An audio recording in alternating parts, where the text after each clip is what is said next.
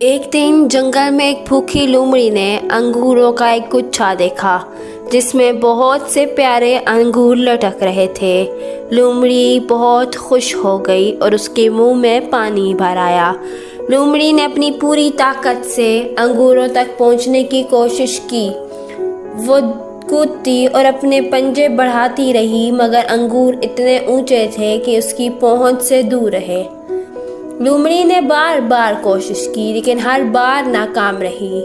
ہر بار جب وہ کودتی تو بس چند انچ کی دوری سے رہ جاتی۔ آخر کار لومڑی کو اپنی ناکامی پر شرمندگی محسوس ہوئی۔